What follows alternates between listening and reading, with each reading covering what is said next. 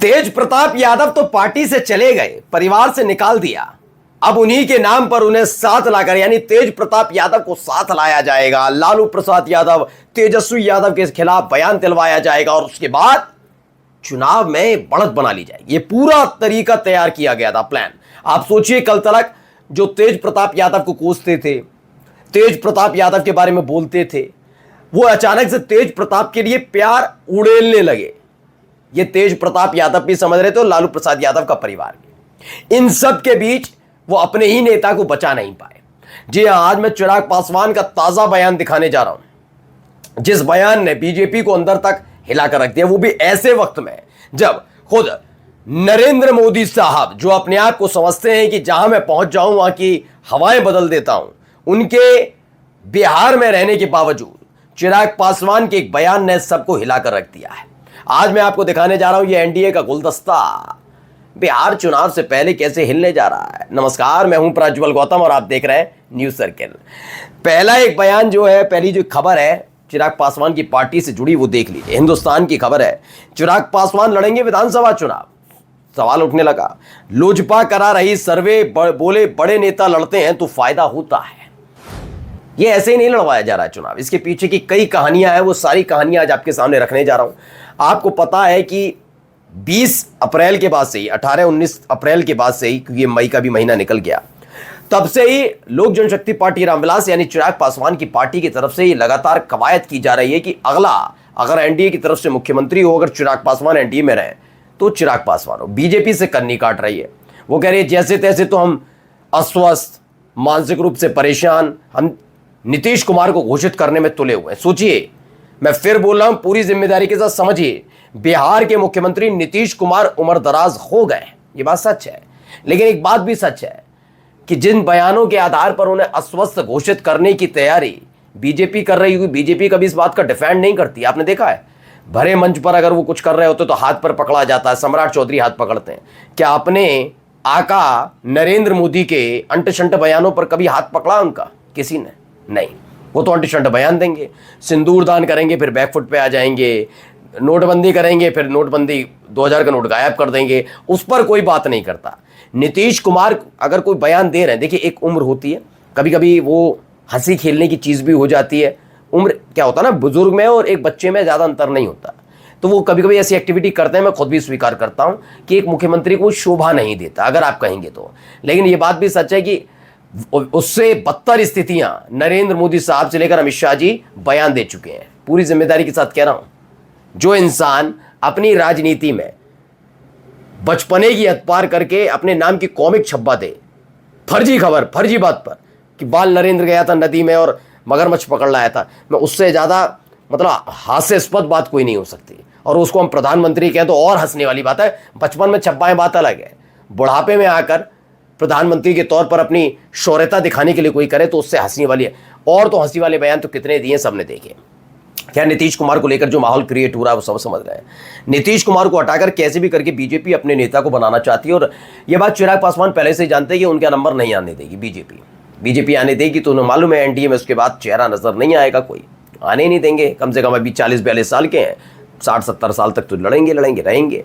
तो अब 30 साल चले गए, इसीलिए चिराग पासवान को ठंडा रखा जा रहा है, मनाया जा रहा है, डराया जा रहा है, थोड़ी चेतावनी दी जा रही है, थोड़ा दूरी बनाई जाए, कभी कुछ होता है। लेकिन इन सब के बीच चिराग पासवान लगे हुए हैं।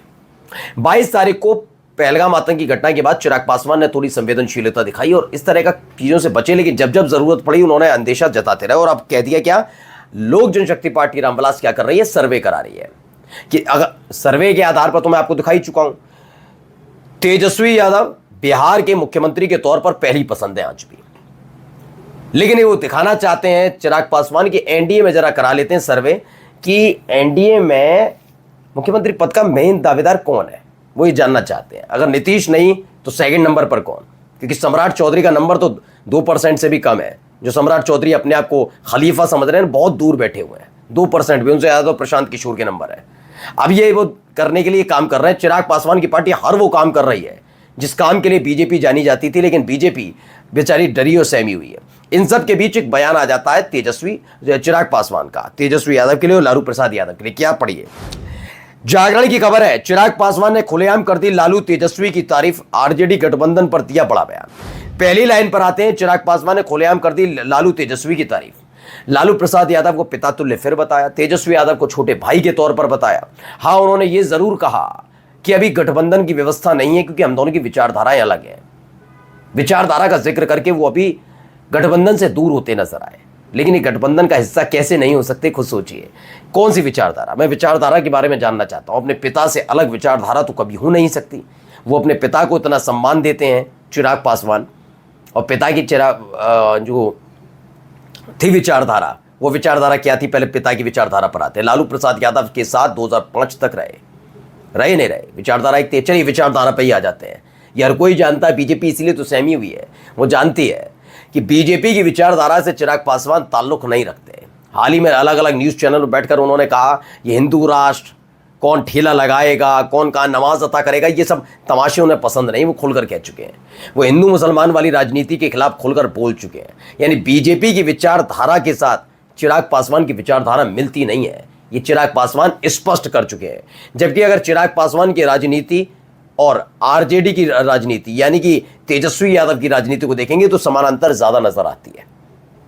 वो भी धर्म के आधार पर राजनीति नहीं करते, ये भी नहीं। चिराग पासवान धर्म की राजनीति करने वालों से चिढ़ते हैं और खुलकर बयान देते हैं, ये आपने स्पष्ट देख लिया होगा।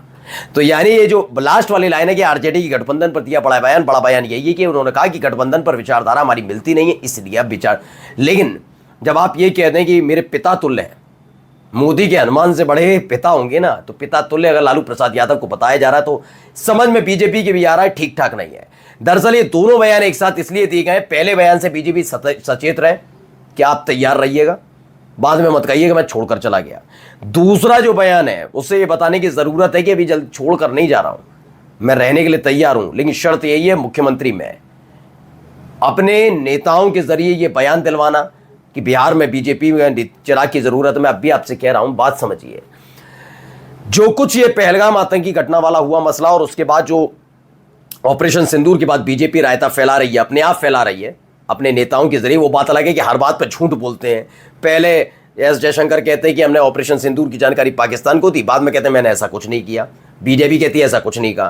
पहले ही कहते हैं कि हम सिंदूर दान करेंगे महिलाओं को, फिर पीछे आ जाते हैं कि हमने तो ऐसा कोई बयान नहीं। मतलब सोचिए, ये सरकार इतनी कंफ्यूज और इतनी डरी हुई, इतनी सहमी हुई है हार से, सिर्फ अपनी हार से। देश की हार और जीत से इसका कोई लेना देना नहीं, देश के शौर्य, देश के सम्मान से इसका कोई लेना देना नहीं।